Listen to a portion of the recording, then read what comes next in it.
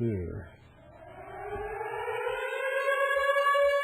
Lights out on the hour. It is the hour of the time. Lights out for the curfew of your body, soul, and mind.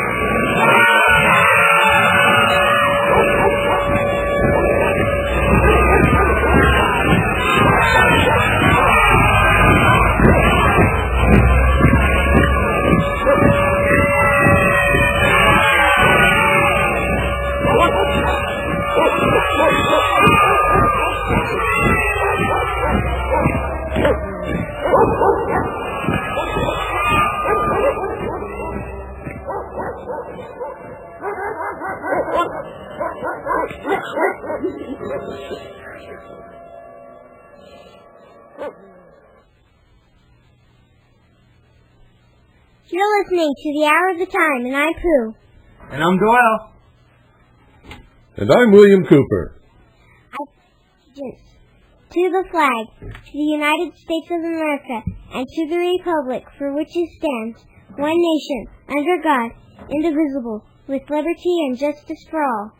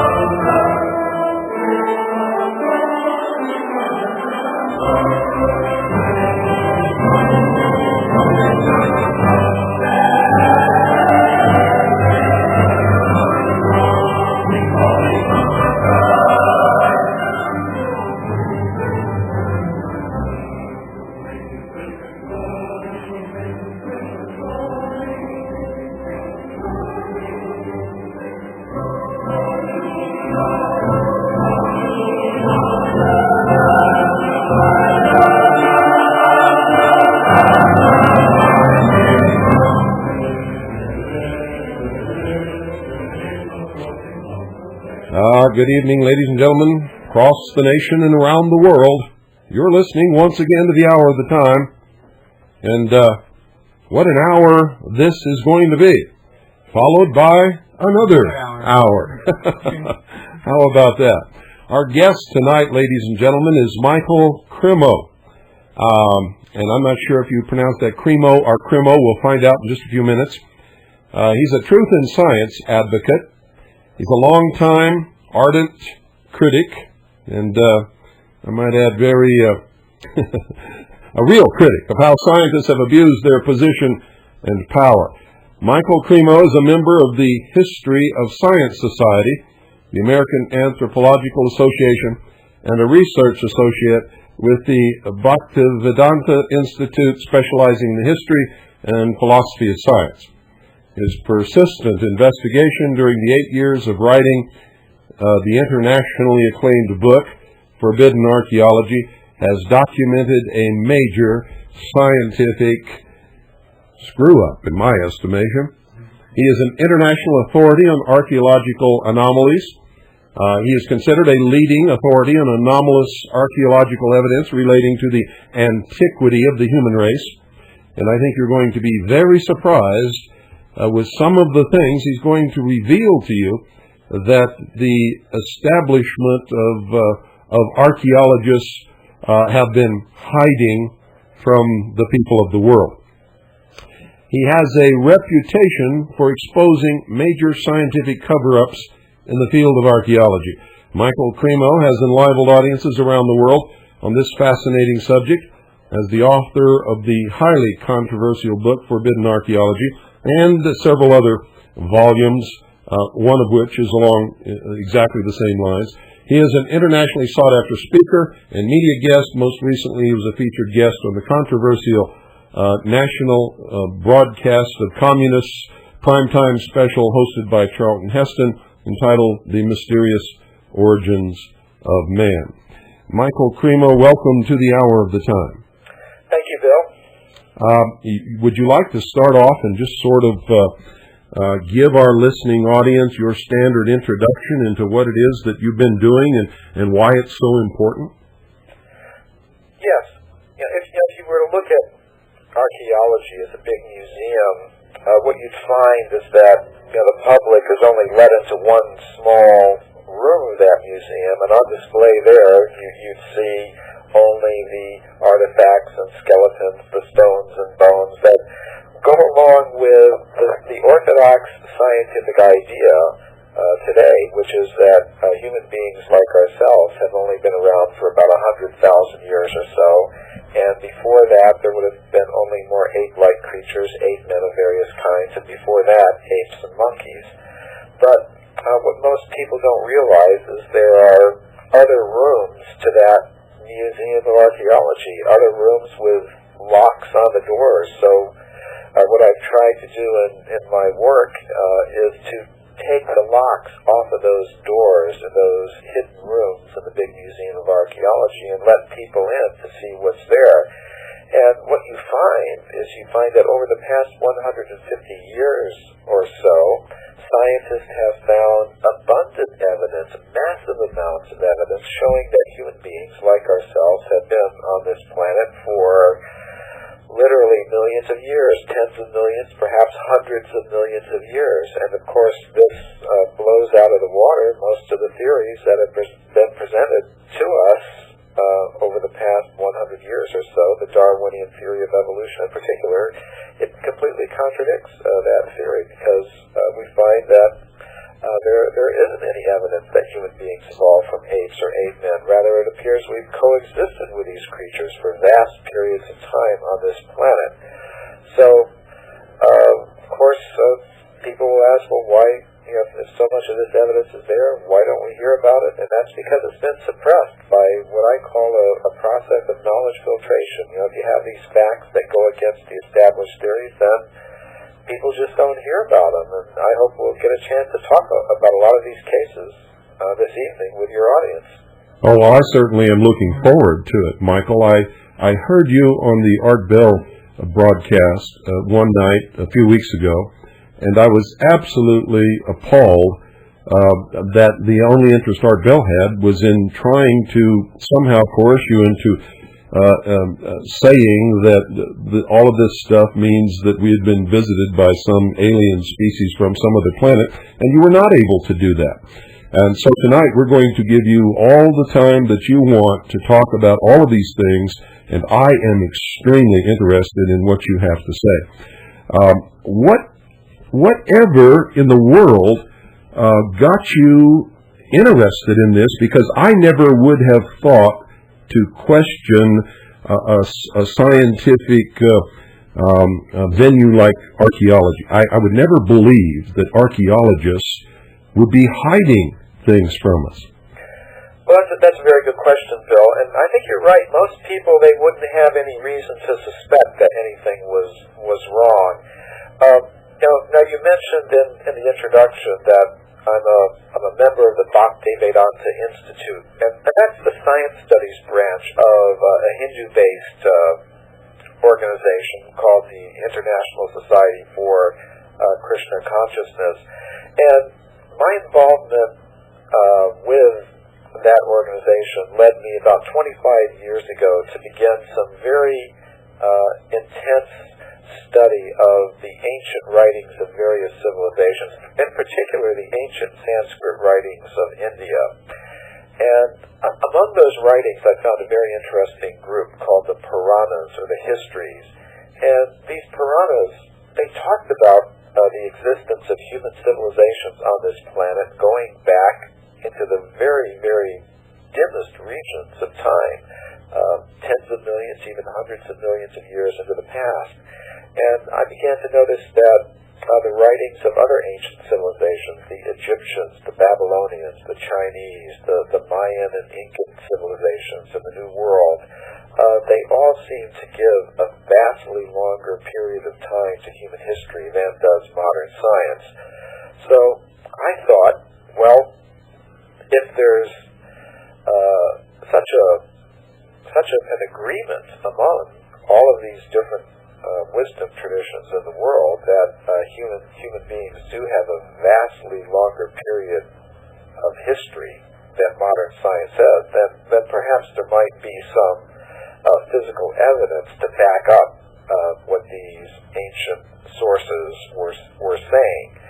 Now, I had been aware of one or two interesting little anomalies that I had encountered in my studies of the history of archaeology, and I thought, well, perhaps if I spend a few more weeks digging into this, I might be able to turn up a few more examples, and maybe I'd write a little pamphlet or a small book about it and go on to something else. But when I started looking into things, when I started looking into the entire history of archaeology over the past 150 years or so, I was really quite shocked to find that these archaeologists have literally buried almost as much evidence as they've taken out of the ground. In other words, they've discovered massive amounts of evidence showing that human beings have been present on Earth for millions of years, just as these ancient sources had said. So that's what really got me into it. If I hadn't been involved in some of these studies of ancient writings of different civilizations, particularly the ancient writings of India, I probably wouldn't have thought to question the ideas that I had been taught in school. What most people are taught in school today, most of what you see presented in these science specials on television like Nova and the National Geographic science specials, I wouldn't have thought to question the exhibits that you see in your local Museum of Natural History. They always have these very interesting little displays of the very little monkey that grows up and becomes the little ape man, and then finally you get the human being like ourselves. I wouldn't have thought to question any of that, perhaps, without having taken the time to look at things from a different perspective. The only thing that ever caused me to wonder, and I didn't wonder very long really, was in my own research in the ancient culture of the Egyptians. I discovered that the Egyptians have never claimed to have built the Sphinx. Instead, you read that it was always there, and they were always preserving it and repainting it and taking care of it, but they had no idea who had built the Sphinx, and that made me stop and wonder. And of course, I had read some of the Vedas and some of the Indian texts, and they talked about ancient civilizations that had a pretty advanced technology from what I could gather. But you could also attribute those kinds of things, if you wanted to, and I chose to religious myths.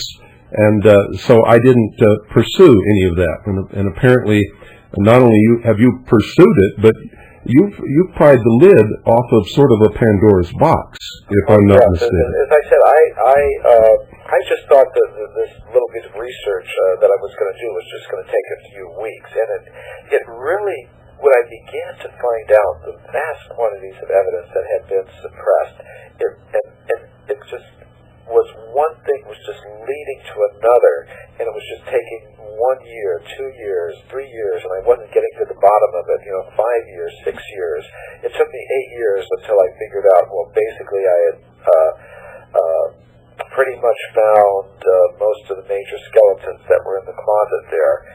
Now, I think there's a lot more, and as time goes on, I find that people are writing to me, they're cluing me into other discoveries, but I thought I had the basic lay of the land after about 8 years. But I tell you, it really did make me, I have to confess, it made me a little bit angry as I started to find out more and more about this. I just could not believe the audacity of the mainstream scientific community that they could be sitting on so much information that contradicted what they had been telling the public. It really made me a little bit angry, I have to confess. Well, it makes me angry too, and extremely curious.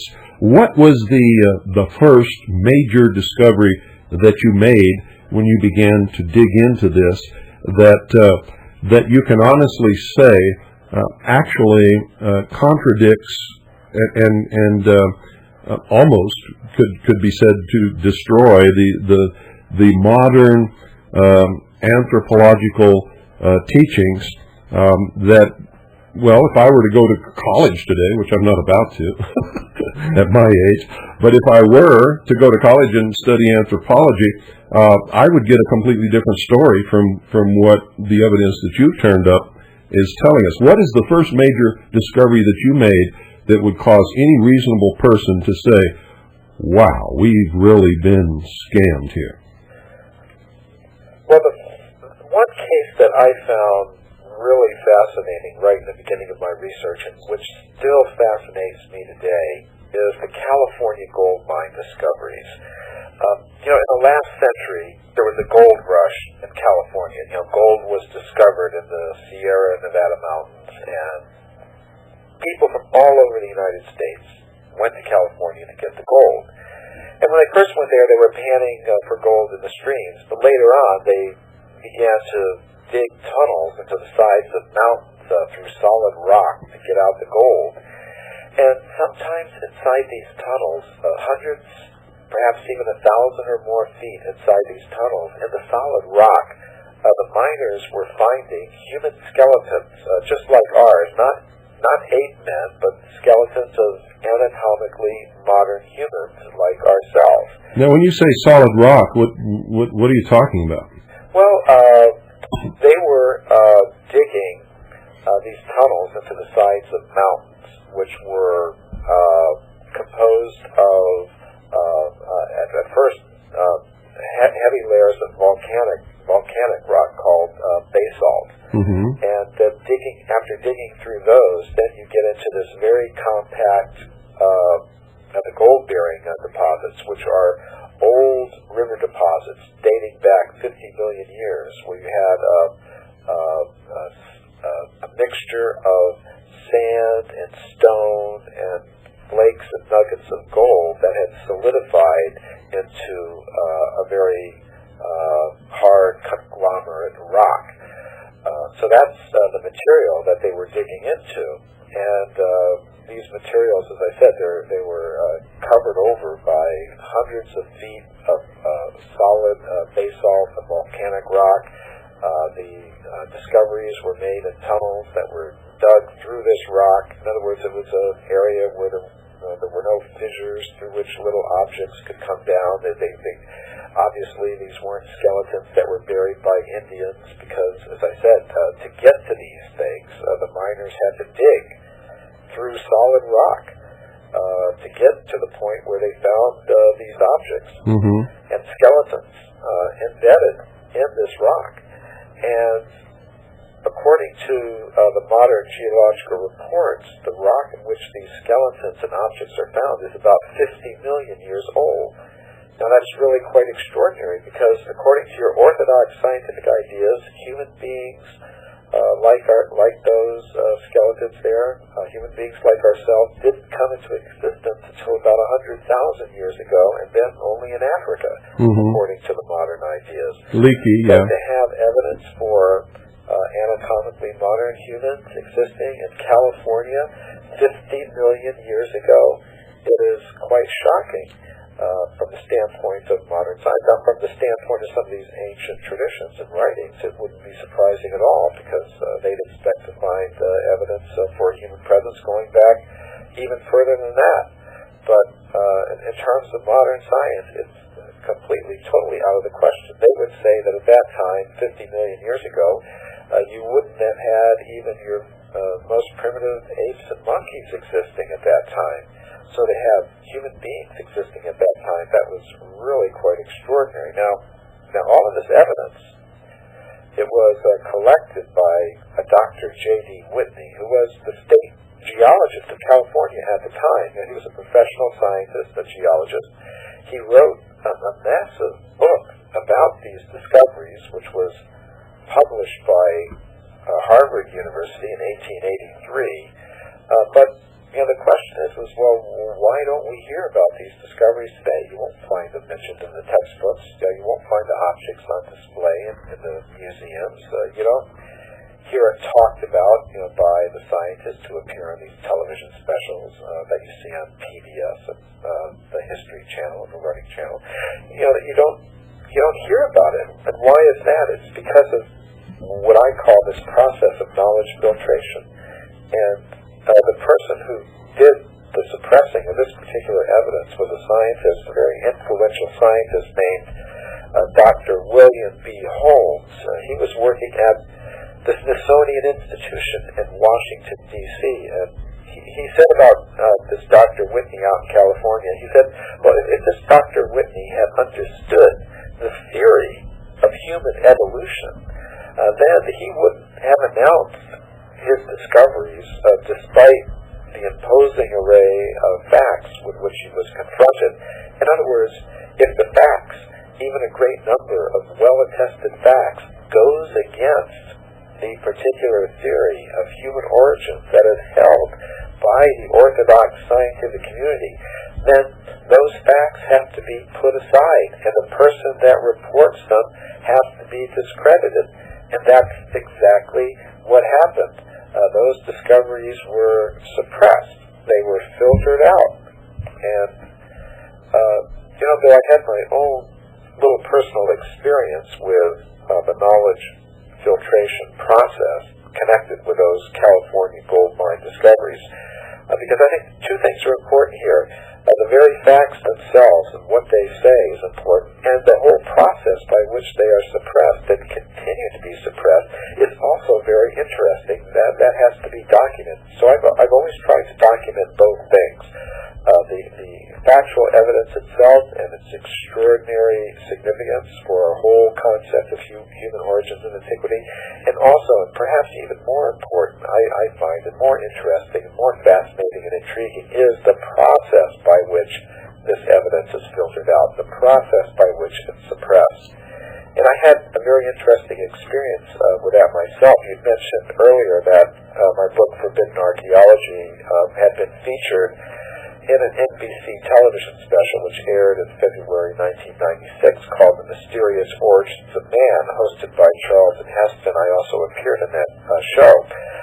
But when they were filming it, I told the producers they should go to the Phoebe Hearst Museum of Natural History at the University of California at Berkeley, because that is where these objects from the California gold mines are being kept. Now, when they got in touch with the museum officials, they were told, well, you're working on a television program, you probably have a very tight deadline, we just wouldn't have the time to go and search for these objects and bring them up for you to film. So then the producers told them, well, no, we have 6 months, we have plenty of time, let's just see the objects. And then the museum officials came up with another excuse. They said, well, we have a very tight budget. We would have to pay our workers overtime to have them go and bring these artifacts out, and we just can't afford to do it. The producers came back with an offer to pay all the overtime expenses for the workers, pay all the expenses, whatever's required.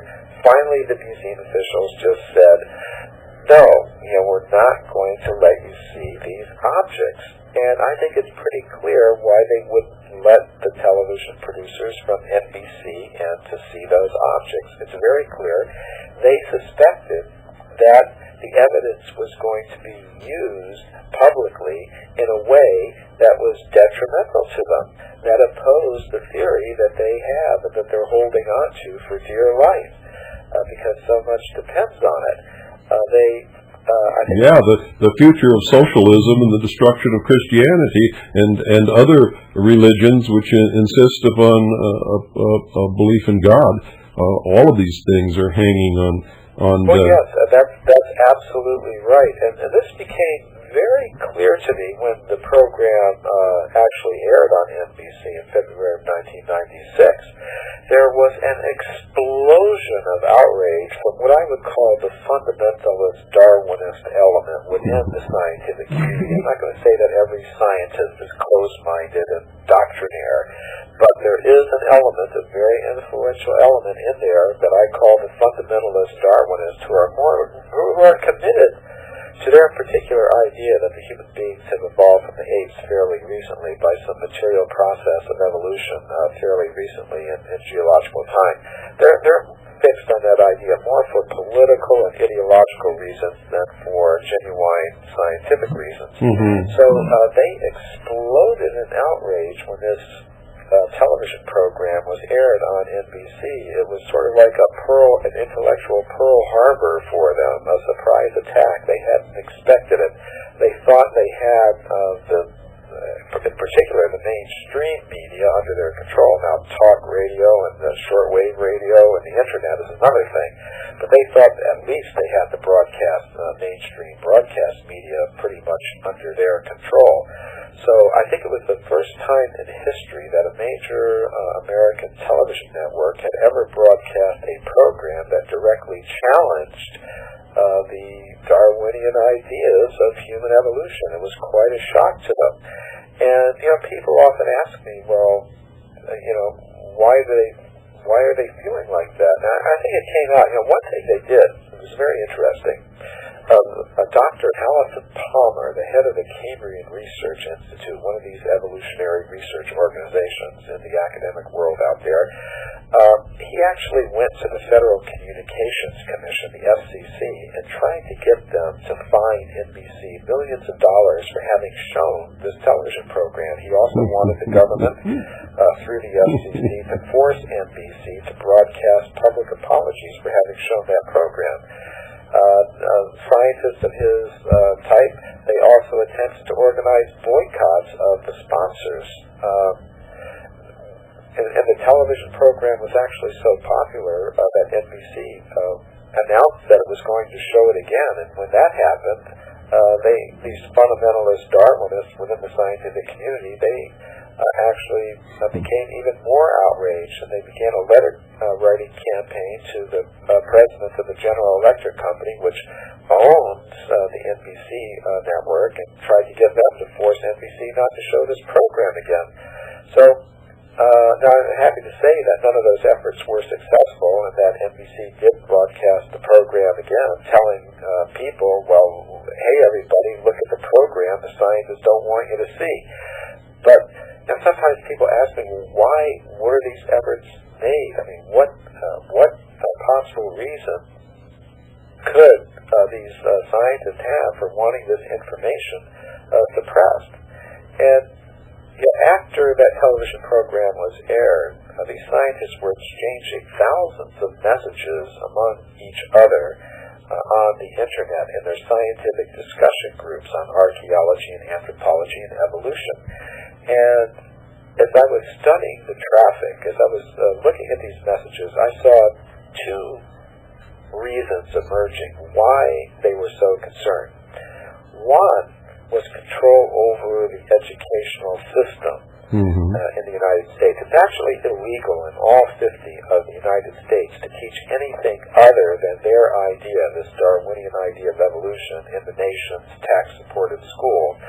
So that's a pretty good position to be in. If you've got the United States government saying nobody can teach anything other than your particular idea in the school system, I think that's an intellectual monopoly they would like to hang on to. Now, they do have an organization called the National Center for Science Education, and after this television program aired, the president of that organization said, well, the telephones at my headquarters were ringing off the hook because science teachers from high schools all over the country were calling and saying, help, our students are asking us questions we can't answer after they saw this information on the television. And I just have to ask, well, what is so sacred about this particular theory that no one should even be allowed to question it? You have to have the United States government coming in and saying nobody can teach any alternative idea in the nation's public schools. What is so sacred about this theory? Why are the museums hiding the information? Why won't they let them? Why do they try to punish and intimidate television networks for even showing this information to the American people?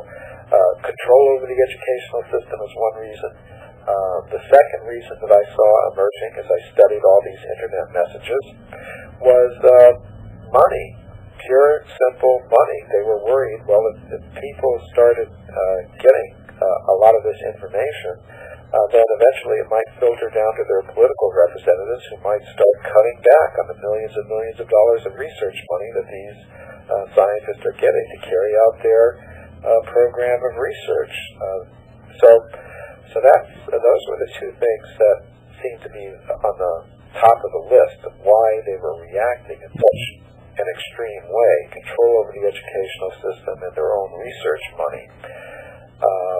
So now all of these things that I've talked about, I've documented in a book that's just come out. It's called Forbidden Archaeology's Impact. So if anybody wants to see the text of those letters to the FCC, trying to get them to fine NBC millions of dollars, if they want to see any of these internet messages about control over the educational system and research money, they're all there. It's all documented. I have no doubt that all of that is absolutely true. I think there's another reason also.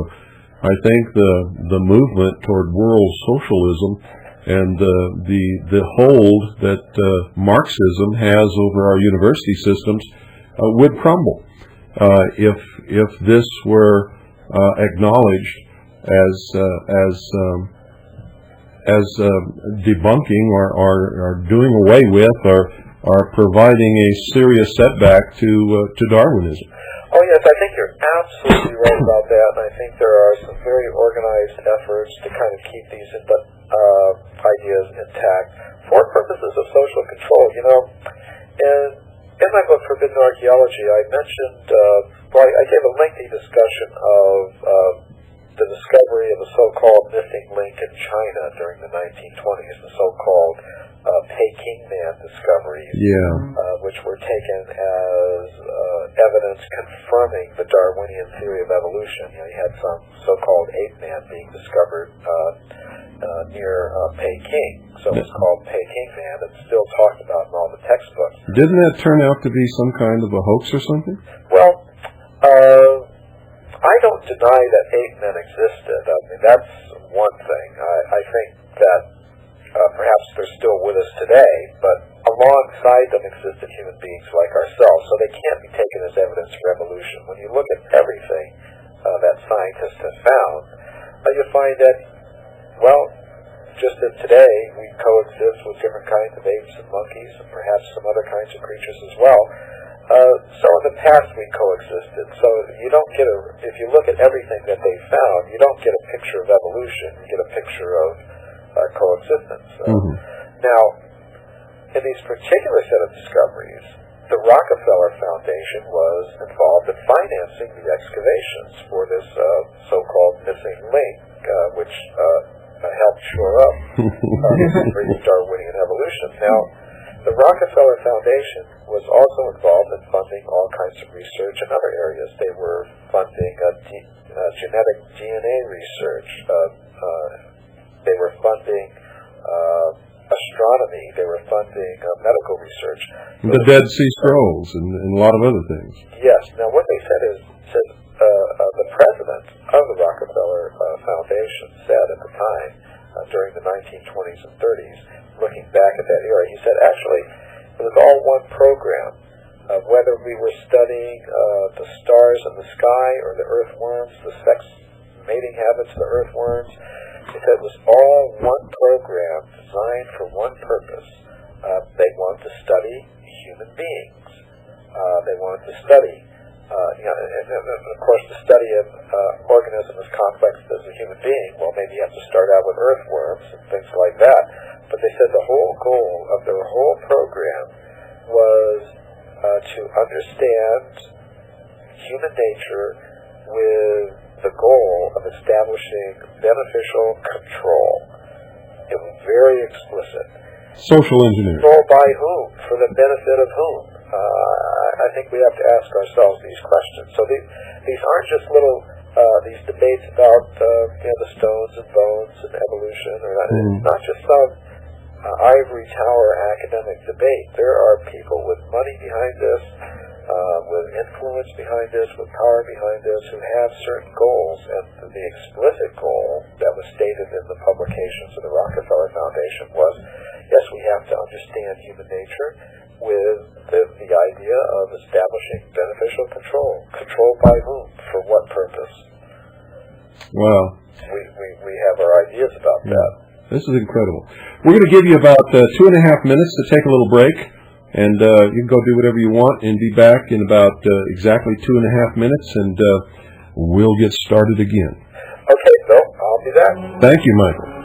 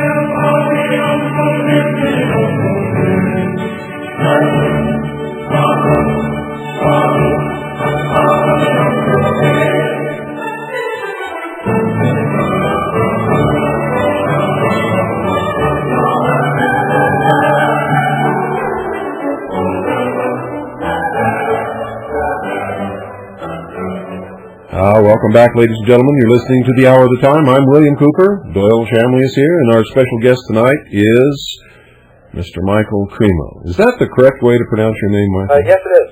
I wasn't sure, and I certainly don't want to mispronounce it.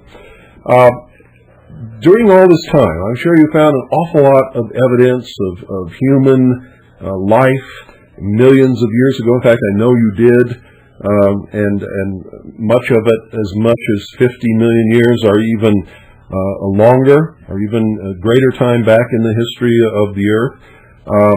But what else did you find? I'm sure that you must have found something other than just bones and teeth. Sometimes you do find a few remnants that seem to suggest a little bit higher level of culture. Of course, I haven't come across any 747s or laptop computers down there, but it's actually very interesting. I was once on an internet discussion group, and I did raise this question. One of the scientists, one of the archaeologists said, well, what if there was a technologically advanced human civilization that existed 100 million years ago? What signs would we see in the Earth? What would be left?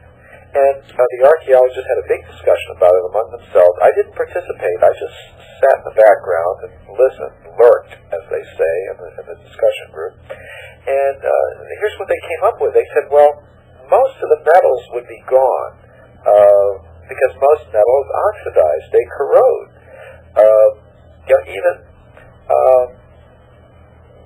The only metal that really doesn't corrode very easily is gold. Now, sometimes you do get some rare cases of preservation of other metals, but most of them corrode, and that's why gold is considered so valuable today, because it doesn't corrode.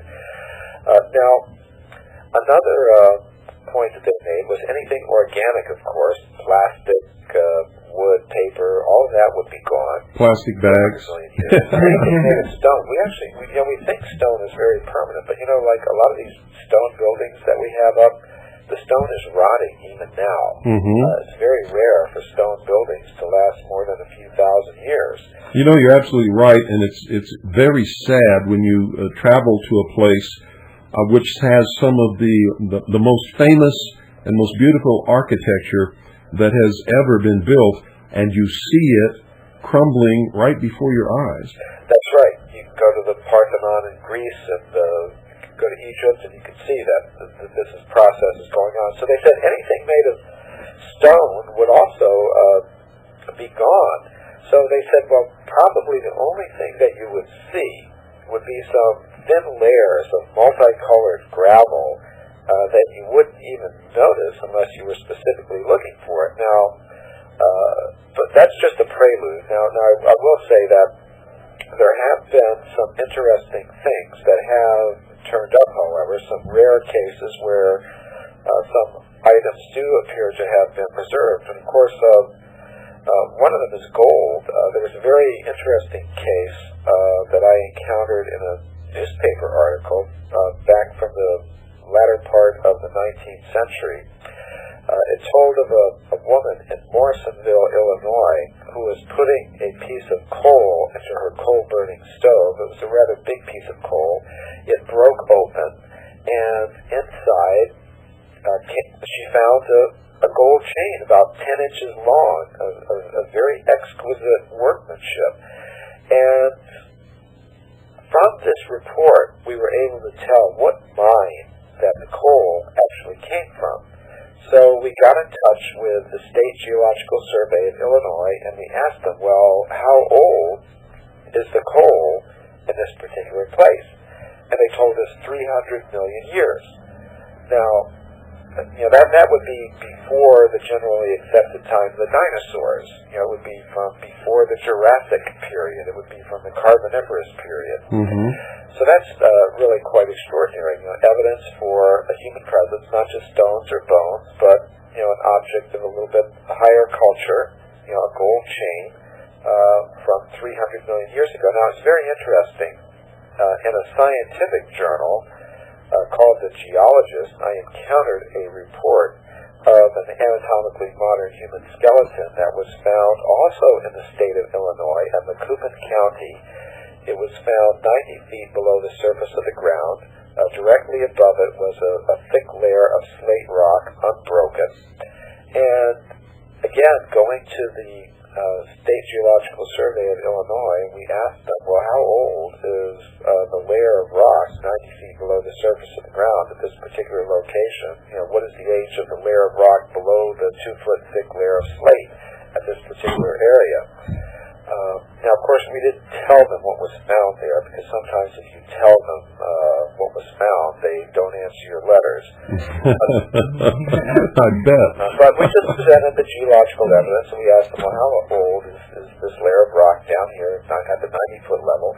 And they said, again, about 300 million years. So that's a human skeleton the same age as the gold chain. Now, when you say anatomically correct, are you talking about... Anatomically modern is the technical phrase that we use, because sometimes if we say human, well, that could mean an ape man or this or that or the other. If you're talking to Leakey, it could almost mean a chimpanzee. Right. So when you specify anatomically modern, that means the same form as us. Mm-hmm. In other words, not an ape man, not a some kind of human ancestor, but a human being like ourselves. The skeleton was described as a skeleton like ours. Now, sometimes when some orthodox scientists hear of a skeleton, an anatomically modern skeleton, human skeleton being found in some very ancient layer of rock, they immediately say, well, it must have been an intrusive burial.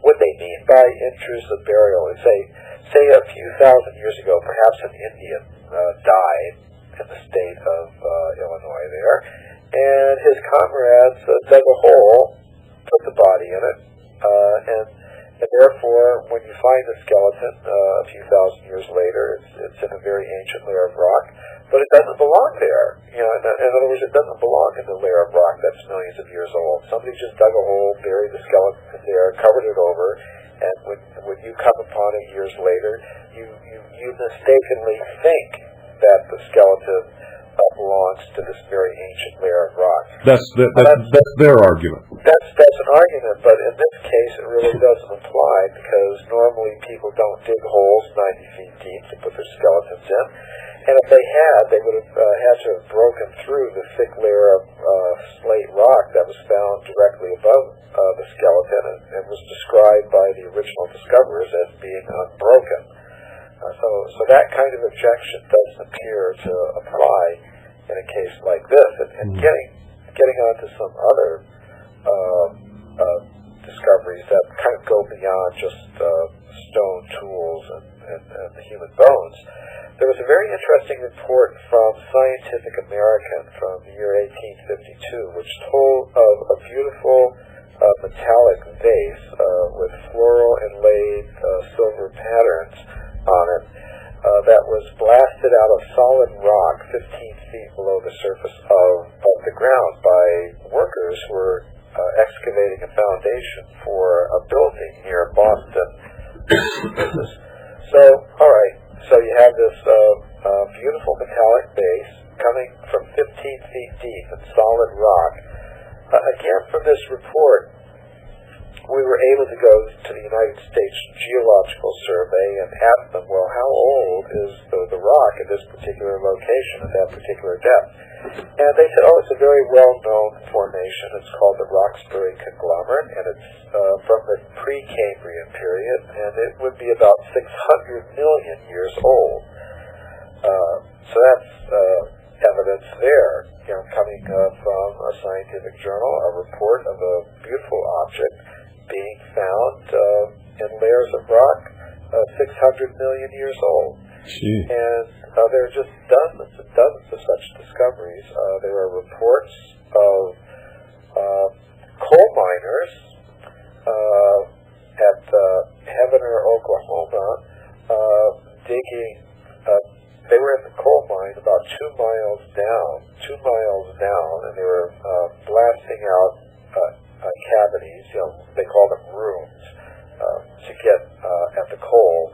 And some of the miners reported finding a stone wall 2 miles below the surface of the ground, a stone wall made of polished stone, polished rectangular stones. And they said what happened is when they reported this to their supervisors, they were ordered out of the mine. The mine was filled up, and they were sent to another mine quite far away. There are a lot of interesting reports of discoveries that were made in coal mines, and I'm told by sources that these discoveries continue to be made up to the present day. Of course, what often happens with these discoveries is we never hear about them because the coal miners will just take these objects, put it on their mantle over their fireplace, and nobody will hear about it. Eventually they die, and the family members just take it and sell the objects at a rummage sale or something, and we don't oftentimes get the objects preserved. You said something that's intriguing, that the coal miners would report their find to their supervisor, and then they would call them all out of the mine and close the mine and fill it up and send them somewhere else. I find this incredible in light of the fact that neither the supervisor nor the mine owners would probably realize the significance, nor would they probably care, especially in light of the fact that they had money down there that they were trying to bring up. Who in the world could have influenced them to fill up a mine and walk away from money? Well, I think it may have something to do with geologists they may have employed, and it may also be because of through their boards of directors, they may have been in contact with foundations who realize the explosive impact that these discoveries could have on people's worldview, and it may. I think it's the same sort of reason. Well, why would scientists today try to stop NBC from showing a television program about some strange archaeological discoveries? I think they realize that these discoveries, which tell us something about our human origins, who we are and where we came from, could have ultimately a big impact. Yeah, because I think we have to understand that our whole civilization is based on us having a particular concept of who we are and where we came from. For example, the civilization of Europe in the Middle Ages was heavily based on Christian concepts of who we are and where we came from, and you had a whole culture, that was based on all those big, beautiful cathedrals being built. All the artwork that came down from those times was religiously inspired. The whole way of life turned around the sacred calendar of the church. Those were the big events, and most people were involved in all of that. Now today we have an entirely different emphasis in society. If you go to any city in Europe that was there since the Middle Ages, you always see that the biggest building was the cathedral, the church. Today, you go to a city in the United States or Europe that's a more modern city, the biggest building is what? It's always the bank buildings. And the main activity, the main activity that everyone revolves around is consuming products that are made by industries that the same people work in. And people are getting rich off of that. And I think there's a whole... One of the reasons why so many of the very wealthy people in this country like Darwinism is they called it social Darwinism, because it justified the positions that they found themselves in, and I think they want to keep the current social arrangements intact. And if we get another picture of who we are and where we came from, and that ultimately might disturb all these different arrangements that people want to keep intact. Well, I think you're absolutely right. Not just keep intact, but that they've taken great pains to build in order to destroy or attempt to destroy the system that had prevailed before. I think the biggest target, of course, is religion. Not just the Christian religion, but Orthodox Judaism, the Islamic religion, all religions that there are, except the religions that allow man to be God. What do you think about that? Oh, I do think that there's an agenda like that. I mean, we can see it in this country. As I said, you've got it mandated that you can't teach anything other but a very atheistic, materialistic, Darwinian theory of evolution of the nation's tax-supported schools. And any time that's challenged, you get committees of Nobel Prize-winning scientists getting together to pressure the courts to keep these laws intact. Every once in a while, in one of our southern states or midwestern states, the state legislature will attempt to pass a law saying, well, let's present an alternative in the science classrooms. They don't even call it, they even say, well, we won't even talk about the Bible. We'll just talk about intelligent design. We'll make it non-sectarian. But in every single case, the federal courts have always struck those laws down at the direction of the fundamentalist Darwinists within the scientific community. Well, so the correct term, I think, is for that. The correct term, I think, is Marxist socialists. Charles Darwin certainly was one. Well, he certainly was very popular among the Marxists and the socialists. Maybe people, they don't attach these labels to themselves, but because they don't want anybody to know what they're doing. Yes. So that's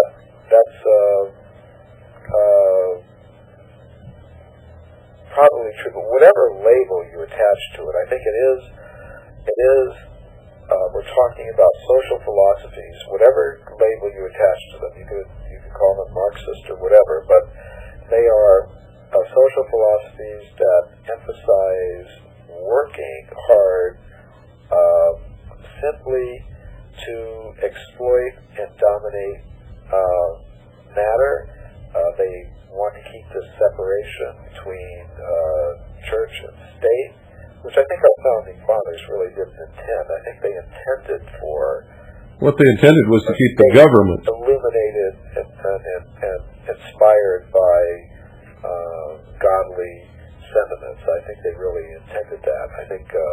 From my reading of their writing, what they intended was that there be no state-approved or state religion, and that was the only religion which they've actually got now. That's what the Darwinists actually have. They've got the state to approve of their religion.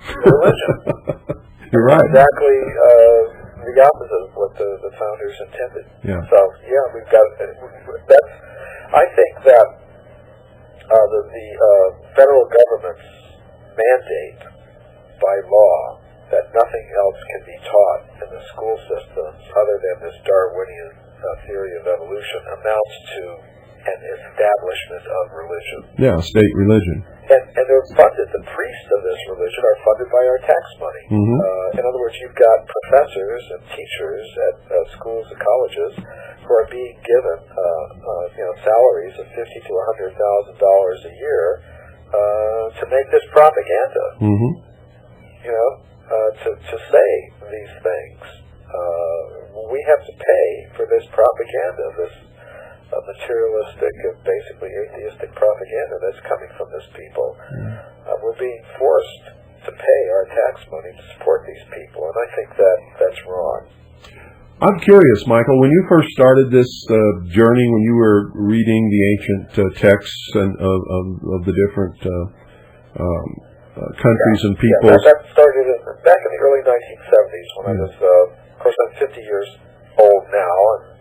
And welcome to the club. 24, 25, starting seriously looking into these matters. Were you trying to look for some validation for your religious beliefs when you did that? Well, initially I was just interested in seeing what these writings had to say. Now, I would say yes. In the introductions to my books, I always mention that I do come from a particular standpoint. I do have some faith in God, and I've gotten that faith,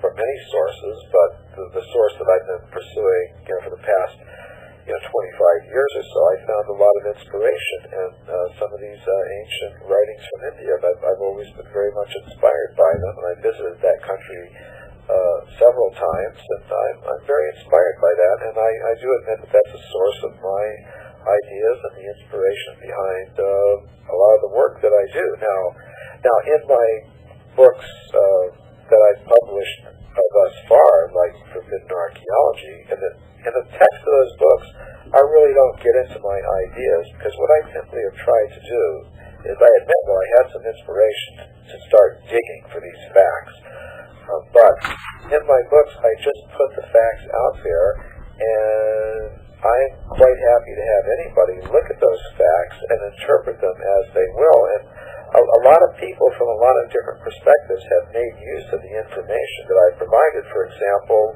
there are Christian creationist scientists who very much like the work that I've done, even though I'm coming at it from a different angle, religiously speaking, and I might disagree with them about the age of the earth. Many of them prefer a very short age for the earth, and I don't have a problem with a very long age for the earth, but they've said, for example, there's the Christian Research Society Quarterly, which is the main scientific publication of the Christian creationist scientists, and they've said, they've written a very nice review of my book, where they say, yes, this should be required reading for anybody who's interested in this subject. And they say, well, we disagree with the author as far as his religious ideas go, but as far as the evidence that he's presented, it goes against the Darwinian theory of evolution, and we find it quite an important book in that respect. And then I've also had Islamic scientists say that they appreciate the evidence because it goes along with some of their ideas, because they say in the Quran there are descriptions of generations of humans existing before Adam and Eve. So they found it interesting. People who are involved in UFO research, who believe that the Earth has been visited by extraterrestrials in ancient times, well, they look at the work and they find it valuable for their purposes. And you go across the intellectual spectrum.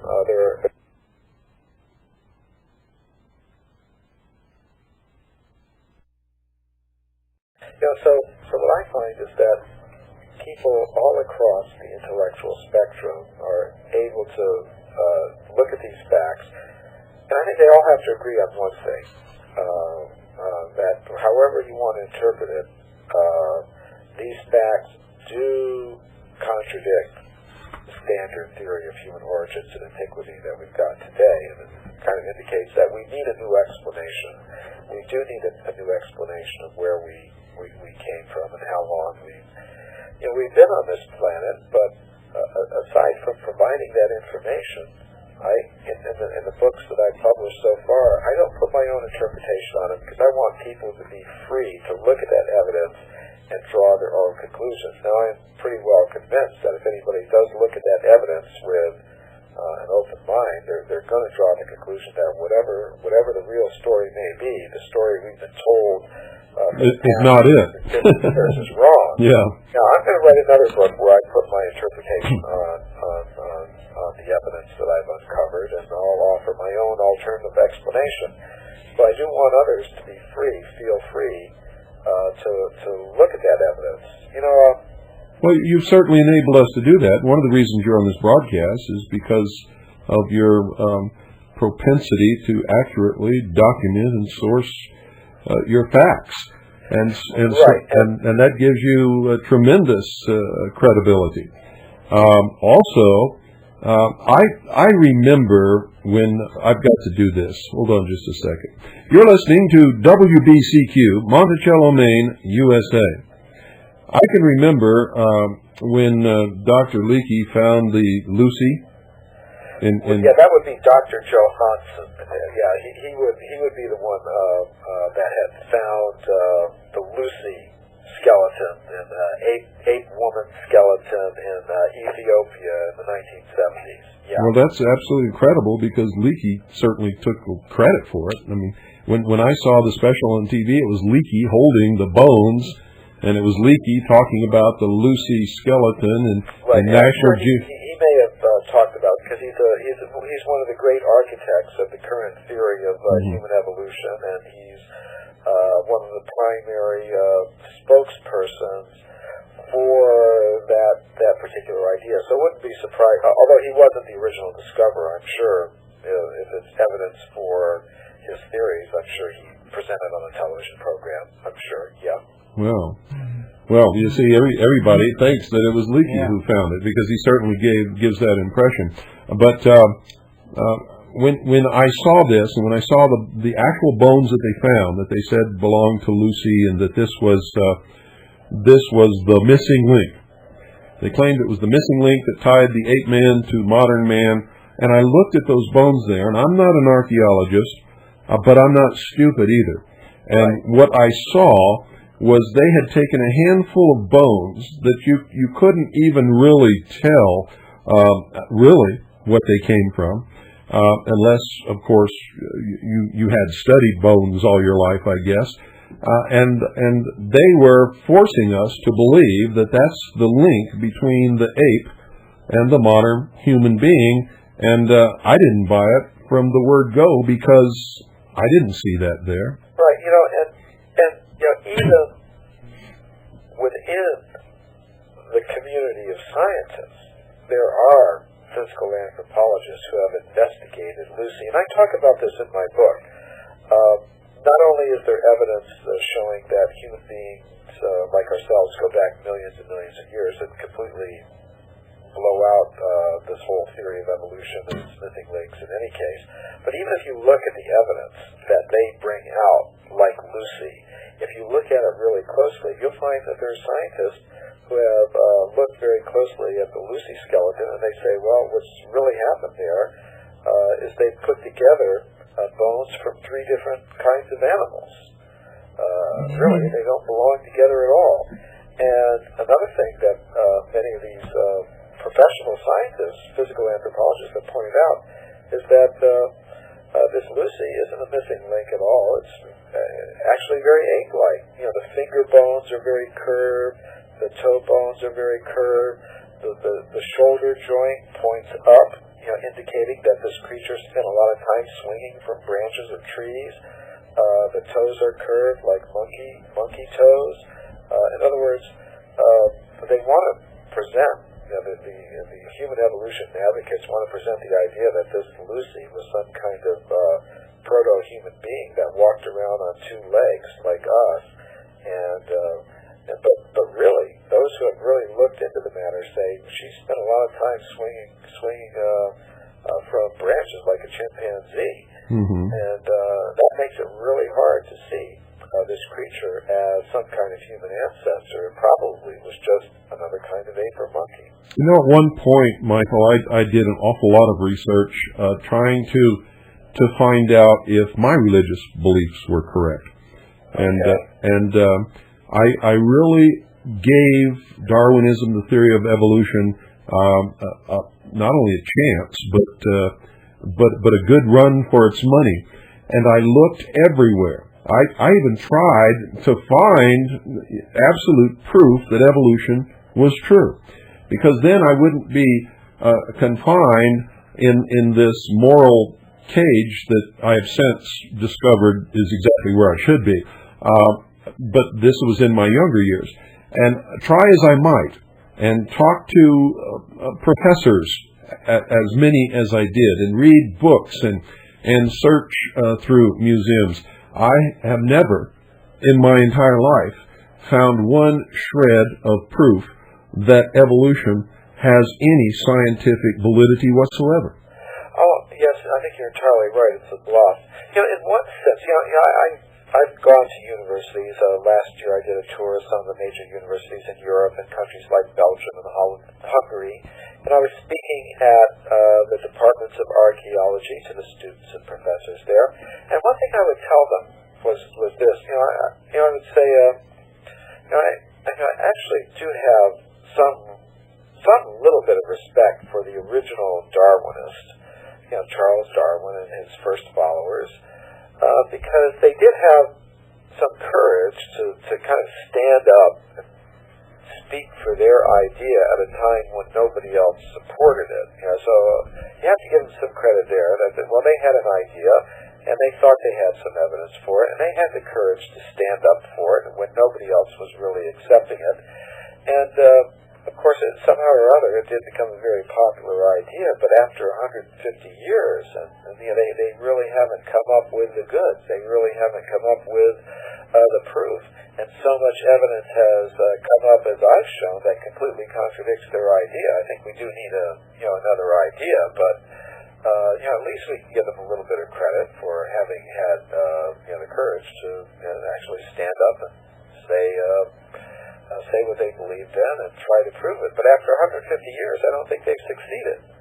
And I think 150 years is a good amount of time to give people a chance. And I think we really have to look for another idea. And I think some of the ideas that, have always been with us in these different wisdom traditions, whether we're talking about the Bible or the Koran or the other sacred books, we may have to give another look at them.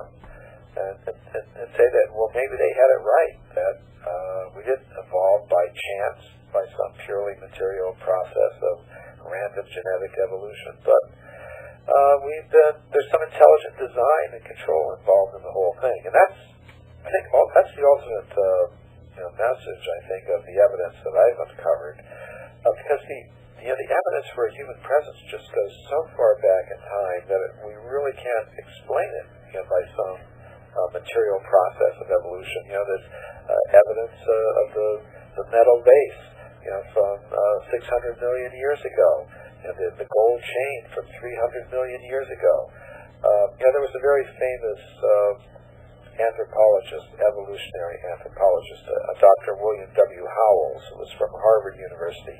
He read my book. He's one of the main architects of this dominant mainstream theory of human evolution. He's one of the contemporaries of one of the contemporary advocates of this.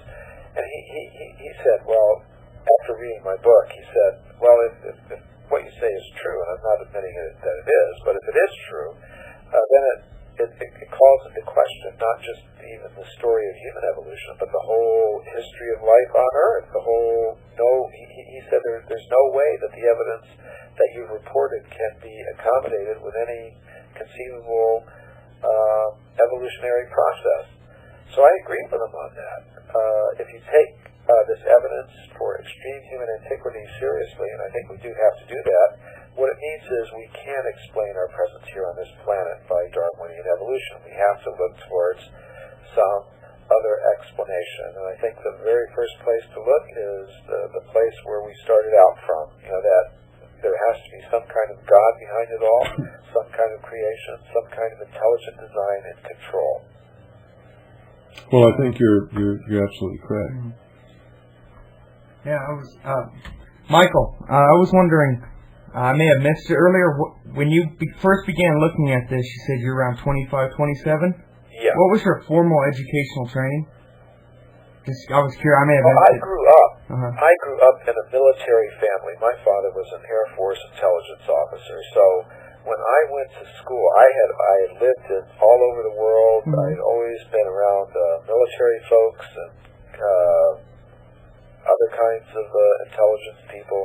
So I was headed in that same direction. I went to the George Washington University in Washington, D.C., to the School of International Affairs, and I was studying international politics and Russian language and German language, and I was headed in that same direction. Now, during the time I was in school, I became more interested in I had always been interested in philosophy and things like that, so I became very interested in philosophical and spiritual subjects, and that led me on to a different path.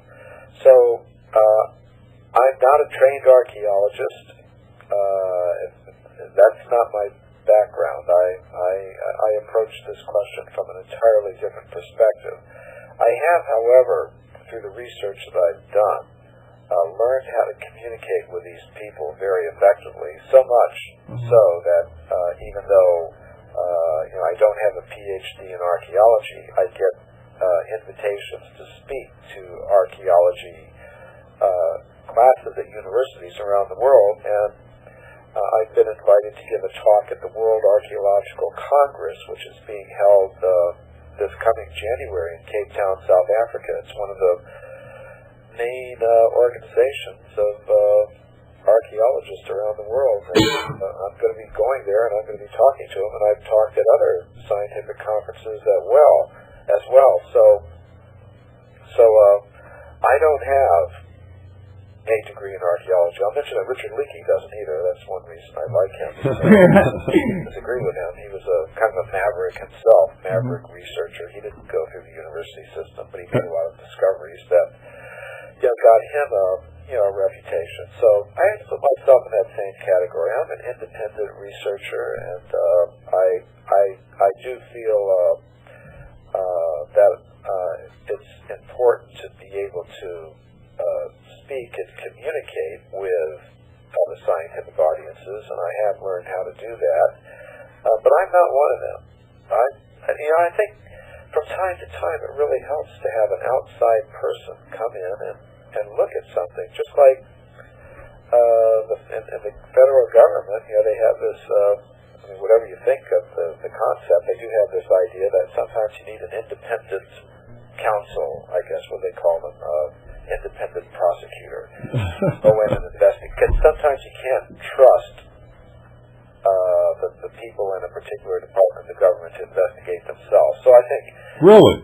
In the same way, I don't think we can trust these scientists to always investigate themselves. They like to say, well, we're different. We can handle everything ourselves. We've got a self-correcting process here, and we don't need anybody to come in and look and tell us what we're doing. But, I think it's just the nature of the modern world. We've learned to become skeptical. We don't trust everything that the press secretary of a politician, whether it's the president of the United States or a senator or a governor, we don't accept, everything that the press secretary says. We don't accept what the publicity handouts are.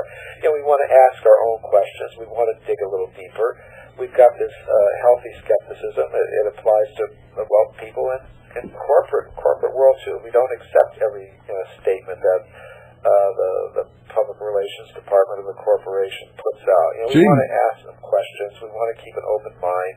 Even religion hasn't escaped us. Michael, what planet do you live on? You and I might not, but the vast herds of what I call sheeple out there believe anything that they hear. I'm talking about people like us. But I think even people like us, somehow or other, we've kind of exempted the spokespersons from the scientific community from this. Somehow or other, they've managed to escape a little bit. So I think in some areas you're absolutely correct. Yeah, we've got to start asking questions. And why can't an outside person? Sometimes people get intimidated. Well, I'm not a scientist. How can I ask these questions? Yeah. But we have a jury system in this country. But whoever would have dreamed that a guy that goes out and digs up old bones would be lying to us? And whoever dreamed that he would have any interest in doing such a thing? When you think about it and you understand the tremendous stakes involved, then you can understand how if powerful socialists came to be totally in charge of the educational system and the process whereby people become funded, because if you're not funded by somebody, you can't exist as a scientist. Oh, that's right. And boy, we could get into some specific cases of what happens to scientists who somehow become involved themselves in some of these discoveries. Why don't we do that? Oh, well, one case that I just have found very fascinating is the case of a Dr. Virginia Steen Mcintyre, who's a geologist, and she was involved in some discoveries that were made in Mexico back in the 1970s. What you had there is some archaeologists were making some excavations at a place called Hueyatlaco, which is near the town of Puebla in central Mexico.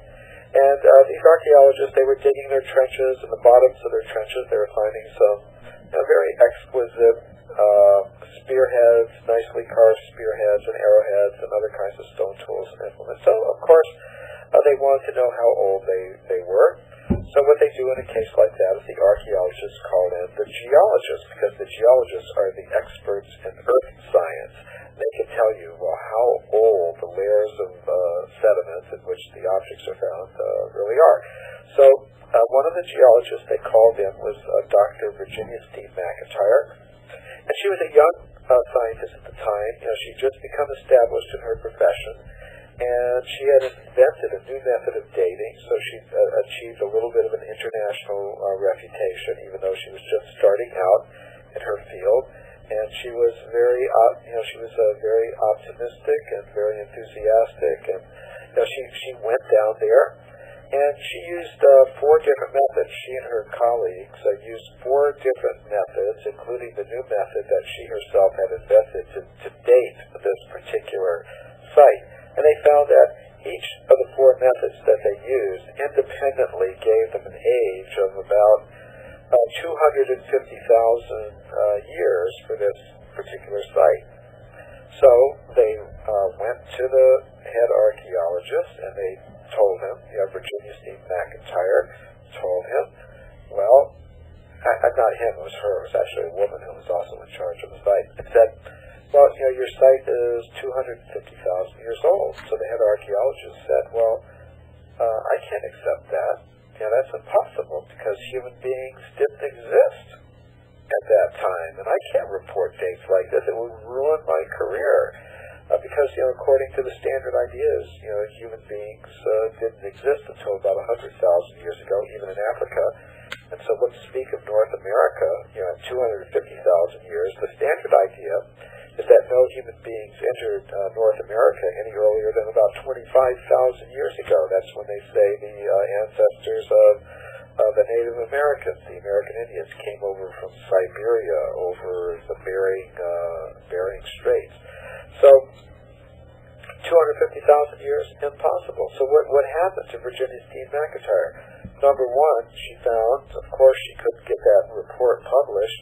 Number 2, she found that in her profession she started to get a very bad reputation, because her colleagues were whispering in the hallways of the scientific conferences, well, she's a troublemaker, she's a maverick, she's a publicity seeker. She found she lost a teaching position that she held at a university in the state of Colorado, and she also found that all her opportunities for advancement in the United States Geological Survey, where she was employed, were suddenly blocked off. She hit the glass ceiling with a vengeance. Finally, she just got so frustrated. She tried to make her case known to her scientific colleagues, but she got completely shut down. And finally, she just got so frustrated with the treatment that she was receiving that she just left her profession. She and her husband moved off to a little town in the mountains of Colorado, outside Denver, and she was just quiet for about 10 years until I found out about her case, and I wrote about it in my book Forbidden Archaeology, and got her a little bit of publicity, and that sort of got her going again. I'm happy to say she kind of woke up, and she's back out there fighting again. But these are the kinds of pressures that can be applied. For every, say, professorship that opens up in an American university, you've got about 400 or 500 applicants. And to get that job, or to get that research money, I mean, you have to toe the line. Mm-hmm. And if you get involved in some discoveries of some things that shouldn't be found, and ages that shouldn't be reported, then you suffer for it professionally. And the case of Virginia Steve Mcintyre is a case in point. Wow. And we've known this for many years, that scientists are controlled by the purse strings, and also people who go against what has been dictated, that is the status quo of the science, so to speak, don't get tenure. That's right. Yeah, if you have a black mark against you, sure. As a matter of fact, you won't even get your PhD, because you have to submit your research to a committee. Uh-huh. And if they don't like it, you don't even get your PhD. So you learn to play the game right from the very beginning, and it's a very effective way of establishing a cadre of well-trained people who accept a certain set of beliefs, and they want to keep things that way. You know, in this broadcast, we teach people to question everything, not to believe anyone or anything that they read, but to question and do research and investigate for themselves to find the truth. And a lot of my audience, thank God, take it seriously, and some of them are young people who are just going into college, and I get phone calls from them. And they tell me that they're in such and such a class, and they have such and such a professor, and he's teaching such and such, which they know to be wrong and can prove it's wrong. And they answered the questions on a test truthfully and failed, even though they could go to the professor and prove to the professor that their answers were the true and correct answers, and the answers he wanted them to give were false. And my advice to them is study and learn the truth, answer the questions the way the professor wants, walk out with your little sheepskin, and then go out and tell the world what the truth is. And yes, I think that's often what you have to do, because as I said, these ideas, it's the only way to get through college. Ideas are enforced by the full power of the state. Yeah. You can't teach anything else, and you have these this ideological cadre in there that feels that they have the right to indoctrinate their students with these ideas. Well, that's socialism. Socialism believes that they are to engineer the future using any method that will work, including lies. Karl Marx was clear on that, and if that's... As I said, the Darwinian ideas were very popular with Karl Marx and Engels and Stalin and Lenin, and also Hitler liked them very much as well. Yes. Because I think they can see, yes, if you can eliminate religion, which Darwinian evolution does, and it makes, I guess, the whole goal of those different ideologies was just to focus people on producing a heaven on earth without God. You've got it. That's exactly what they want. They want to produce what they call the utopian world. Yes, and I think that's still there. Now, when I lectured at universities, particularly in Europe, the students are usually quite fascinated by this evidence. I can always tell, you can see the professors, they're getting a little antsy because the students are lapping this up because they haven't heard about this evidence. They just find it amazing that there's just so much evidence that's not even mentioned in their textbooks, even negatively. You know what I mean? Yes. The process of suppression of this evidence has been so complete that it's not even mentioned even in a negative way. So what I tell these students is at least you should be aware of all of the facts, the entire data set relevant to your discipline, relevant to your field of study. And whatever you think about the facts, you may think, well, this is good or bad, but at least you should be aware of all the facts. And I'm just confident that when people are aware of all of the facts, that they'll make the right decision.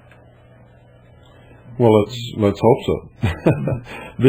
It's easy for people to pick and choose between truth and lies if they have access to all the data. It's not easy if they don't. If they're given a set of data and they're told that that's all the data that exists, and they're told that it seems logical. Yes, then it seems logical to believe that data. And so many people are deceived in that manner because it's a lie by omission. That's right. They don't get all the facts. Yes. They just do not receive all the facts. And I think that's why. I think that's one reason why what you're doing is very important, because we need different channels to get these facts out to the people, because in a lot of cases you just can't do it through many of the main channels of information that people have. There's too many too many gatekeepers there who are preventing this information from coming out. It's very hard to get it out through the standard educational system, for example. It's hard to get it out through the mainstream media, particularly from PBS. Mm-hmm. They're lock, stock, and barrel sold out to the mainstream Orthodox scientific community. But fortunately, we do live in a diverse world, and there's diverse means of communication. We have what you're doing, which I think is very important, and there's other sources of other ways of communicating the evidence and the facts that people need to make informed decisions. So I congratulate you for what you're doing. Well, thank you, Michael. Are there some other pretty important things that pretty important findings that you've made that you think our listening audience might be interested in? As I say, it's always interesting for me that there's the finds themselves, and then there's what happens to them, which is important. Of course, we were talking about Richard Leakey a little bit earlier in the show. His mother actually made some very interesting discoveries. She, in 1979, in the East African country of Tanzania, found some very interesting footprints. She found dozens of footprints of several different individuals arranged in tracks, dozens of footprints in each set of tracks. The physical anthropologists who've looked at these footprints tell us that they are anatomically modern, they're indistinguishable from modern human footprints. In other words, they're just like the footprints that you or I or any of your listeners would make if we were walking on a beach. And the unusual thing about them is they're found in solidified volcanic ash. That's about, these rock deposits are about 4 million years old, which is really quite extraordinary considering that the standard idea is that human beings like ourselves didn't come into existence any earlier than about 100,000 or 200,000 years ago at most. So here it is, this evidence is actually staring them right in the face. The footprints are there. Now, how do they explain them? Well, what they say is, there must have been an existence in East Africa 4 million years ago, some kind of ape man that had feet exactly like ours, and that's how those footprints got made. Now that's a very interesting proposal, but unfortunately there's not a shred of physical evidence to back up that idea. They just say it. But if you actually look, you find that they already have the skeletons of the ape men that they say existed at that time. We were talking a little earlier in the show about Lucy, who is the most famous specimen of the ape man that's technically known by the name Australopithecus. Mm-hmm. That Australopithecus is the ape man that they say existed 4 million years ago in Africa. And they have foot bones from those creatures. And their feet are very different from our feet. For one thing, their toes are about 1.5 times longer, at least 1.5 times longer than the average human toe. The foot structure differs in many other important respects from a modern human foot. So those creatures could not have made the footprints that Mary Leakey found at Lake Tolly, because those footprints, all the anthropologists who study them, say they're indistinguishable in all their measurements from they're indistinguishable from our feet. In other words, they're just like anatomically modern human footprints. So the actual fact is that the only creature actually known to science today that has a foot that could make the footprints that were found by Mary Leakey in East Africa and Tanzania is a human being like ourselves. So that's there. And of course, people will say, well, those are footprints. Are there any human skeletons the same age? And yes, there are. During the 1880s, an Italian geologist named Giuseppe Ragazzoni found in northern Italy at a place called Castanedolo skeletons of several individuals, not just one skeleton, but about 3 skeletons of 3 or 4 different individuals. that were found in layers of rock, undisturbed layers of rock, about 4 to 5 million years ago. He had considered the objection we were talking about earlier, namely intrusive burial, namely the idea that, well, perhaps somebody had only a few thousand years ago buried these skeletons down in these very ancient layers of rock, and that's how they came to be there. But he was a professional geologist, and I studied his original reports, and he was very aware of this possibility, and he looked very carefully as he was taking these skeletons out, and he determined that all the layers of rock above the skeletons were undisturbed. There was no sign of a burial. So therefore, those skeletons really did belong in those layers of rock that were at least 4 million years old, just as old as the footprints that were found by Mary Leakey in 1979 in Tanzania. Now, the actual oldest piece of evidence that I encountered in the 8 years of research that I did, this took the form of metallic balls, round balls, about 1 to 2 inches in diameter, that were found by miners in South Africa.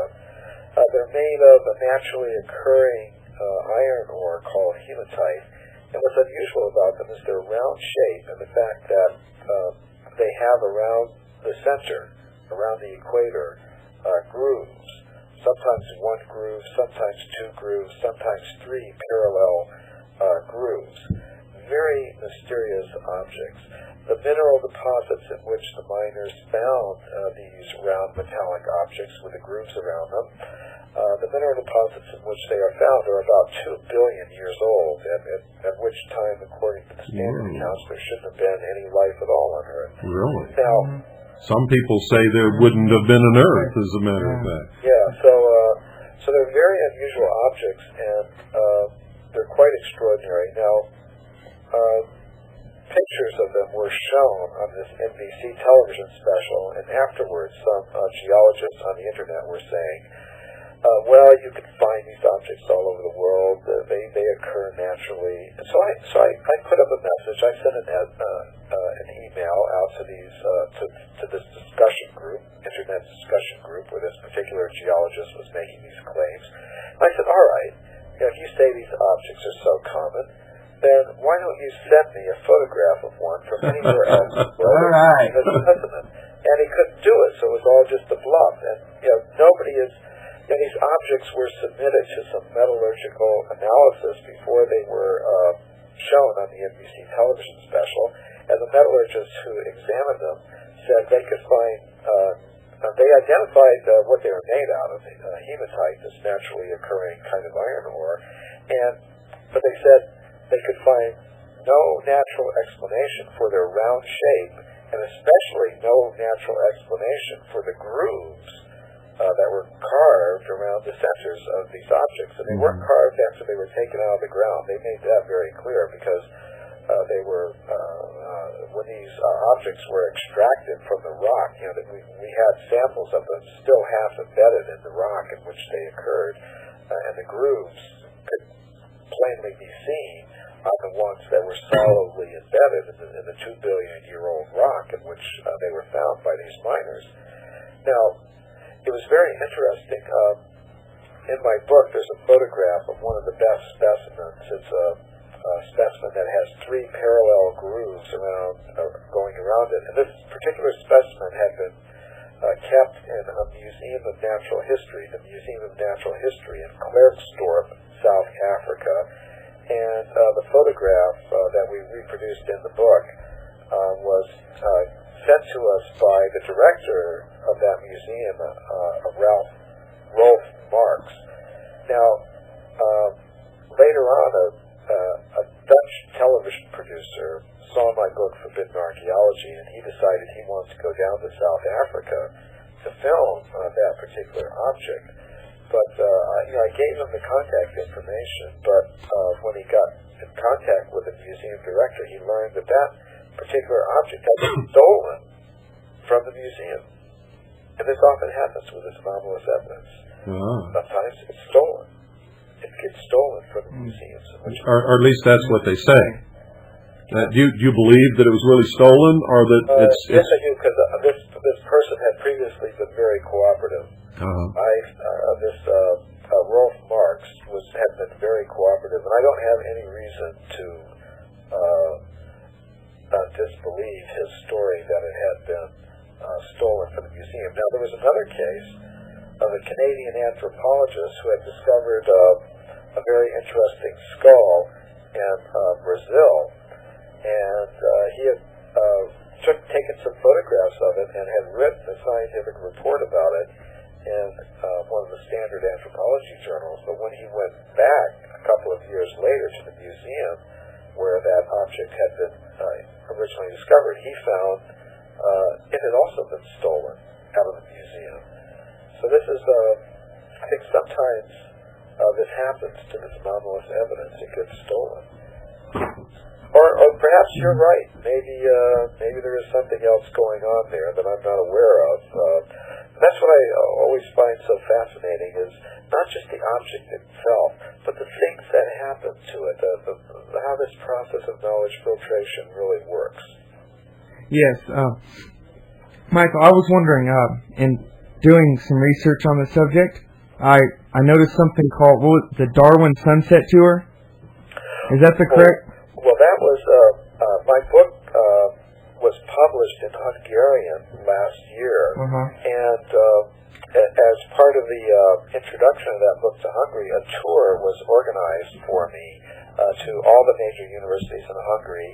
I appeared on national television there. I was also on their national radio, and a lot of their magazines and newspapers. Caused quite a stir in the country, and the tour was called by the organizers the Darwin Sunset Tour, indicating, well, the sun of Darwinism is setting in this particular country. Yeah, we know that. we understood exactly what the meaning of that was. Right. It was very interesting, however, after the tour organizers invited two leading Darwinian scientists in Hungary to have a meeting with me in a restaurant in Budapest. So they came and they met with me. One of them was an older gentleman, and he was practically in tears. He said, I'm a Darwinian, and you're traveling all over the country, and you're getting on national television, you're going to all the universities and speaking. What's going to happen? There's not going to be any Darwinians left. And I said, well, don't worry. There'll probably be a few left over. There you go. Oh my goodness! That was amazing. Everywhere I went, everywhere I went, the auditoriums were packed full, standing room only, sold out, because, of course, that country had been under the communist Marxist domination for so many years, and they were really quite happy to see someone come up and stand up against this Darwinian idea, which had been so much a part of the Marxist domination of their country. Well, sure, it was the first strike against God. Sure, absolutely. And if it's victorious, it means that man then become God, which means that man can do no wrong, which means that everything, instead of being objective, and instead of man having to answer to some higher authority, then everything that man does is okay, and everything becomes subjective, which means we go back to the law of the jungle, and whoever has the biggest gun and the biggest fist rules. Right. Something a little more interesting, Bill and Doyle, is 2 years ago I went to Moscow, I went to Russia, and I was very surprised that Pravda ran a full half-page article about my book Forbidden Archaeology, praising it to the skies. Now, when I started writing that book in 1984, which was the height of the Cold War, the last thing I could imagine in my mind when I was writing this anti-Darwinian book, Forbidden Archaeology, is that I would be speaking to scientists in Moscow, and that Pravda would be writing favorable words about this book and against Darwinism. Well, for once they lived up to their name. Pravda means truth. Yeah, And they had never in their history ever printed any truth. So it was fitting that, at least sometime that they do print some truth. Well, I think that shows that, well, of course, I think it's a great credit to whatever policies that were followed by the American government and some of the other powers to get those changes happening there in Russia. But it really was quite amazing. I was able to speak at the Russian Academy of Sciences about this information. And then, even more surprising, when I was in Moscow, some scientists from one of their secret science cities where they had previously been doing some of their nuclear research, about 200 kilometers outside Moscow, they learned that I was in town, and so they sent a car out for me. They took me out to this science city, and they had about 200 of the top Russian scientists. I gave a 2-hour lecture to them, and they kept me for about 2 hours afterwards, hearing all this information that I've been telling you tonight. And they were very happy to hear it. That's wonderful. So, in any case, they seem to be a little more open-minded there than they are in this country, as far as the professional scientists go. Have you ever actually met Richard Leakey? I haven't met him, but I had some correspondence with him. He read my book, and then he wrote back. He said it's pure humbug, and nobody should take it seriously but a fool. And actually, I've used that. I actually put that quote on the cover of the book, and it's actually generated quite a bit of, been quite helpful, really, because he really just doesn't want to talk about the facts.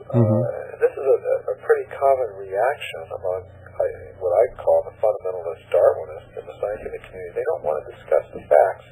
They simply want to call you every bad name in the book. That's exactly what they do. That's what they've always done. They will never address the facts. They attack the character of the person.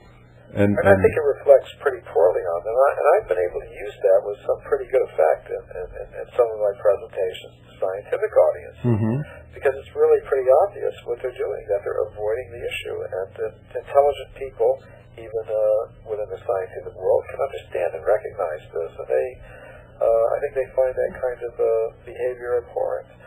You know, when I was in Hungary, getting back to that Darwin sunset tour, I was actually at a university debating one of the leading evolutionary archaeologists in Hungary to a totally packed auditorium at a university in Budapest.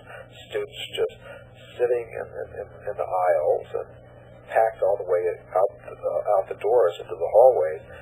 And this archaeologist was trying to apply those same tactics. So one of the Hungarian scientists in the audience actually stood up and said, "Actually, frankly, I'm embarrassed at you, my Hungarian colleague, because this American, he's coming in here, he's giving facts, he's actually presenting evidence, and all you're doing is, essentially blowing off hot air. Evidence." So I think intelligent people can understand these things. They can understand these tactics and appreciate them for what they are. Well, it's amazing that for so many years they haven't been able to understand it, because all throughout the history of the scientific push for the theory of evolution, people have challenged it based upon facts and have demanded that they prove their theory, and they have never done it yet. And people have accepted it. Well, I think we have to attribute that to some very effective lobbying on behalf of these people, because I think somehow or other they've convinced these Darwinists. They've actually done a good job of convincing people who have influence over the governments, the courts, and the economy that their idea is somehow or other going to be very, very beneficial for the interests of all these different groups. I don't think they had to do much convincing, really. I think that over the years they have actually succeeded in infiltrating and occupying so many important positions in our government by Marxists, socialists, and Leninists that it doesn't take much convincing. All it does is take finding their comrades sitting in a powerful seat. And and I think that's the way it's done. Yeah, well, I think whatever label that you attach to these people, I think they are very inclined towards materialistic and atheistic ideas, and these people have infiltrated the university. So if you're going to law school, if you're going to business school, if you're you're getting any kind of training to take any responsible position in either the economy or the courts or the government, you're exposed to that propaganda. Yeah. And by the way, Michael, it's their label. It's just politically incorrect to acknowledge their label. That's right. And I think, and I'm very politically incorrect. That's right. And I think, however, but I do think things are changing, and I think I've had my own personal experience when people are presented with the truth. At least some of them, they are affected by it, and I don't mind that it's a struggle. I don't mind that starting from where I am or where we are, we're operating against the odds are apparently against us. I don't mind the struggle. I don't mind coming from behind. I find it a challenge. Me too. And I think, as I said, I'm not alone in this. There's a lot of people out there now who are trying to get this message out. Michael Behe, the author of the book Darwin's Black Box, Richard Nelson, others. Right there are all kinds of people out there doing this. I think the media is changing a little bit.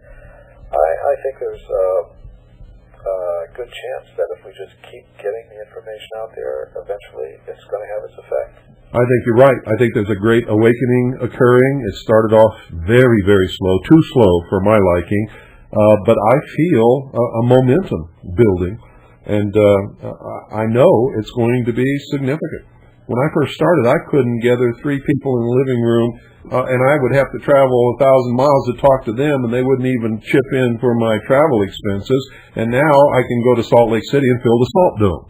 And I find that absolutely incredible. And that's just happened since 1988, which is an incredible... There is something happening. I think we're in the midst of one of these, if you ask me, one of these changes, these intellectual and social changes, fundamental intellectual and social changes that occur, only every couple of centuries or so. And I think we're in the midst of one of these right now. Well, I certainly feel it, and I hope you're right. Michael, we've only got about 2 minutes left. Can you talk about your books and tell people where they can purchase them? Well, there are 3 books out there now. One of them is called Forbidden Archaeology. That's the original unabridged blockbuster that started this whole thing off. Which I highly recommend. There is a shorter version of the book, an abridged version called The Hidden History of the Human Race. And then just recently out is a book called Forbidden Archaeology's Impact, which gets into all these reactions, all the things we've been talking about here, the NBC television special, the attempts to suppress it, all that kind of stuff, that's in there, which I think people will find fascinating if they've read the first book. And those books are available at bookstore chains. They're available at good independent bookstores. The internet bookstores like Amazon.com and Barnes & Noble have them. I could give readers, listeners, an 800 number if they want to get it directly from the publisher, 1-800-HIDDEN-1, HIDDEN, with a numeral 1 at the end, 1-800-HIDDEN-1. They can also check out my website, www.mcremo, M-C-R-E-M-O, one word, mcremo.com. The books are available from that as well. By the way, we visited your website, and I've spent quite a bit of time there. It's very interesting. Yeah. And I enjoyed it very much. I like the tour of the museum. We opened doors. Yes, that was a lot of fun. And very educational, I might add. Michael, just quickly, have you suffered any repercussions because of this? Well, I have not received any death threats, if that's what you mean. I'm publishing, independently, so I haven't been able to, nobody's been able to put any pressure on me in that way. What I do see, the main sort of thing that I see going on is, in the scientific world, is attempts to either ignore my work or to simply call it bad names and sure, now keep it every away. signal possible that to people who are in that educational system and under their control, and through the media as well, attempts to put that politically incorrect label, on me and my work. Yeah. Well, I find it fascinating. That backfires on them. It really backfires on them. It does. President Clinton called me the most dangerous radio host in America. Rush Limbaugh read the White House memo on the air. It was the greatest compliment I've ever received in my life. And it almost overnight, all the shortwave radios in America disappeared from the shelves because people wanted to hear this dangerous radio host. That's right. And the only danger that we present is we tell the truth. Backfires on them. Yeah. Definitely does. Well, thank you so much, Michael, for being our guest, and I really, really enjoyed hearing all of the things that you've been telling us, and I hope everybody runs out and gets your book and just dives thank into you, it. Bill and Doyle. It was really a pleasure being on the air with you. Well, thank you. Thank you, Mike. And for all of our loyal listeners around the world, good night, and God bless each and every single one of you.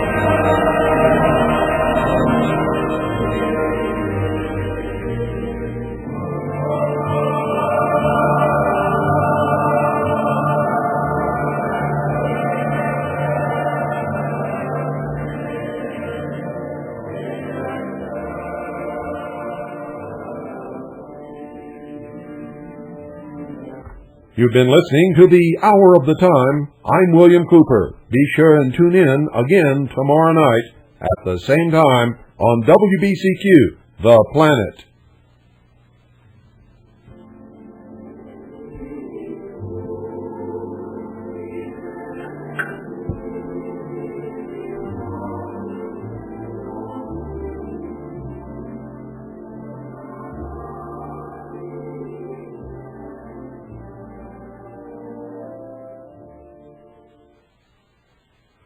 You're listening to 101.1 FM Eager.